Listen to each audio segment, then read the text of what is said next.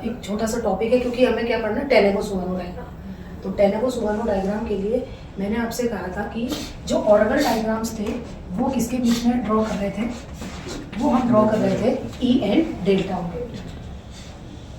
तो E and delta ओ के बीच में जब हम ड्रॉ कर रहे थे तो हमें केवल किनके जो स्पेक्ट्रा मिल रहे थे, वीक फील्ड कॉम्प्लेक्सेस के। वीक फील्ड कॉम्प्लेक्सेस के हमें स्पेक्ट्रा मिल रहे थे। लेकिन अगर हम ये जो प्लॉट है, अगर E upon B and delta O upon B के बीच में प्लॉट करें तो हमें टेनेगो-सुगानो डायग्राम मिलेंगे।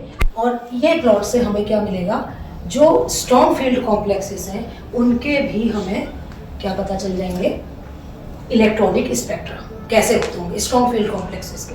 तो अब इसमें ई तो आपको पता है क्या है, E is the energy of orbitals, delta O या डी क्यू CFSC है।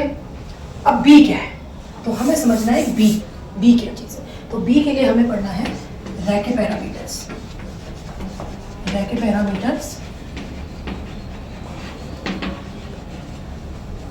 रैके पैरामीटर्स आर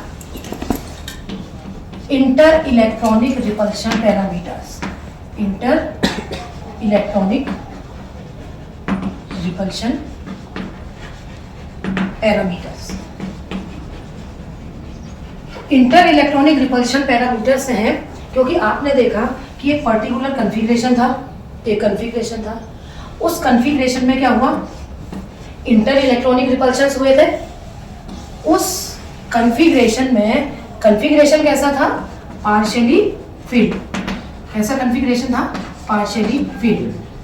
तो पार्शियली फील्ड कॉन्फ़िगरेशन था और उसमें क्या हुआ, इंटर इलेक्ट्रॉनिक रिपल्शन हुआ। जब इंटर इलेक्ट्रॉनिक रिपल्शन हुए तो ये किस में स्प्लिट हुआ था, टर्म्स में, एटॉमिक टर्म्स जनरेट हुई थी कुछ।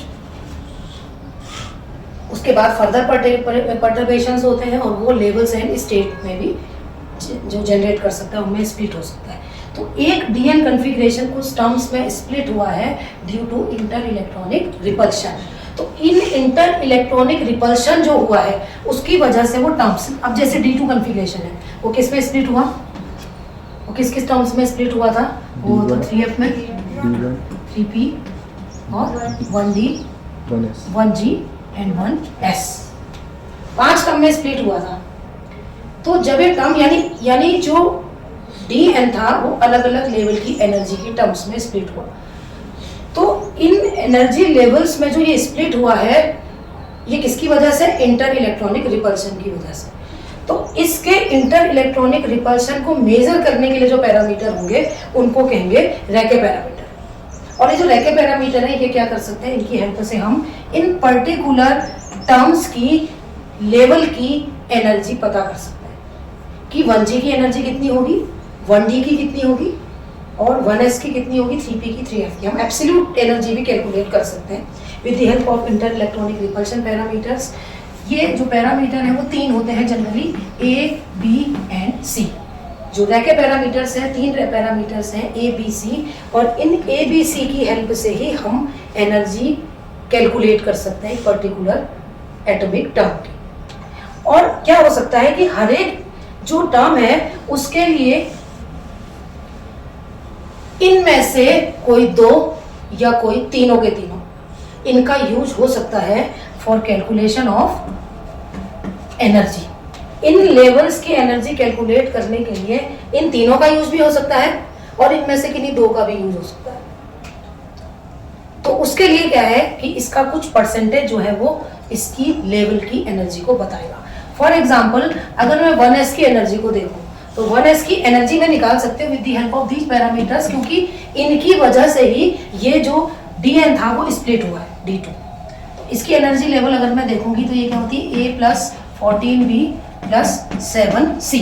आप देख सकते हैं कि अगर मुझे A की वैल्यू पता होगी, B की वैल्यू पता होगी, C की वैल्यू पता होगी जो कि रैके पैरामीटर्स हैं, तो मैं इसकी एनर्जी कैलकुलेट कर लूँगी। तो इन तीनों की हेल्प से मैं इसकी एनर्जी कैलकुलेट कर सकती हूँ। ऐसे ही G के लिए जो इक्वेशन है वो होगी 4B + 2C।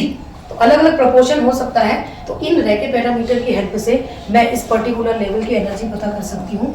1D है तो उसके लिए जो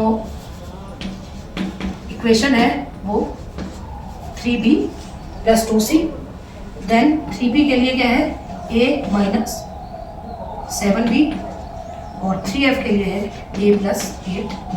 तो ये अब आप देख सकते हैं 3P के लिए केवल 2 ही पैरामीटर चाहिए या 3F के लिए 2 ही पैरामीटर चाहिए, लेकिन इन तीनों की एनर्जी कैलकुलेट करने के लिए ये तीनों के तीनों रेखे पैरामीटर चाहिए। तो अगर हमें इनकी वैल्यू पता होगी तो हम इजीली इनकी एनर्जी कैलकुलेट कर सकते हैं। अब आप इन दोनों का डिफरेंस देखिए, अगर मैं इन दोनों में डिफरेंस करूं तो क्या आएगा, इन दोनों के डिफरेंस अगर हम करें माइनस कर दें तो क्या आ जाएगा, या इसमें से इसको माइनस कर दें तो क्या आएगा 15 भी, क्या आ जाएगा 15 भी आएगा। तो इट मीन्स है कि ये जो 3 मल्टीप्लिसिटी की टर्म D2 कॉन्फ़िगरेशन में है, यानी इन दोनों का जो डिफरेंस है वो मैं केवल एक पैरामीटर से निकाल सकती हूँ अगर मुझे B पता हो। अगर मुझे B की वैल्यू पता होगी तो 15B is the energy difference between these two.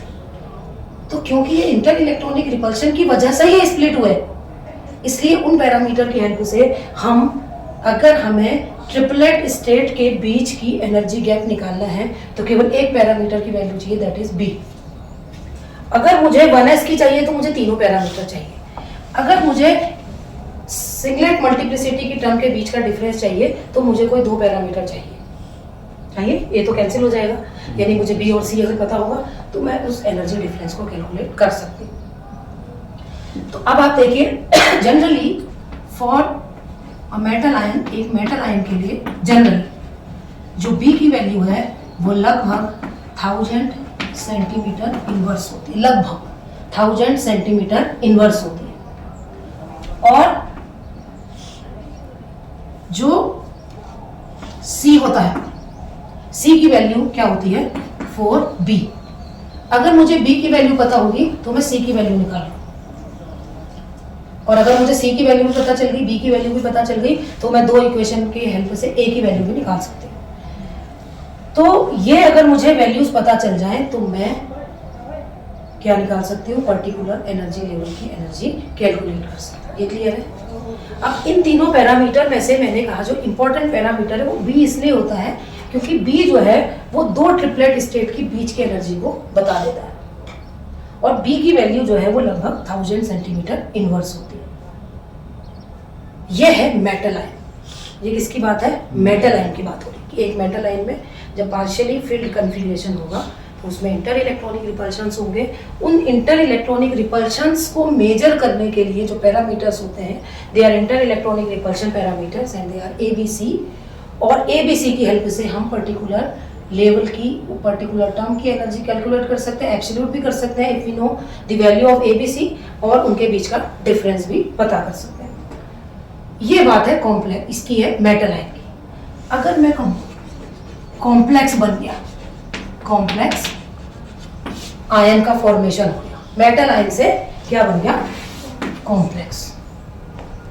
तो अगर मेटल आयन से कॉम्प्लेक्स बनेगा तो B की वैल्यू कम हो जाती है। मान लीजिए कि जो B की वैल्यू है, रैके पैरामीटर की वैल्यू कॉम्प्लेक्स के लिए है B' और मेटल के लिए है B। तो जो B' है it is always less than that of B। तो जो रैके पैरामीटर की वैल्यू कॉम्प्लेक्स के लिए आती है वो हमेशा कम होती है मेटल आयन की रैके पैरामीटर्स। तो उसका कारण क्या है, वो क्यों होता है ऐसा कि इसका रैके पैरामीटर कम होता है कॉम्प्लेक्स आयन का। उसके लिए हम एक नेक्स्ट टॉपिक पढ़ेंगे, दैट इज नेफ्लॉक्सेटिक इफेक्ट। तो उसके लिए नेफ्लॉक्सेटिक इफेक्ट से हम समझ जाएंगे कि क्यों एक कॉम्प्लेक्स आयन का B कम होता है और मेटल आयन का अधिक होता है। तो इसलिए अगर आप रेशियो देखेंगे, अभी आप रेशियो आएंगे इसमें, रेशियो ऑफ B'/B ये हमेशा 1 से कम होगा। तो रेशियो होगा B/B, ये कॉम्प्लेक्स और ये मेटल, ये हमेशा, ये क्या होगा 1 से हमेशा कम मिलेगा क्योंकि कॉम्प्लेक्स आयन का B' कम होता है। तो इसके लिए हमें क्या पढ़ना है, नेफ्लॉक्सेटिक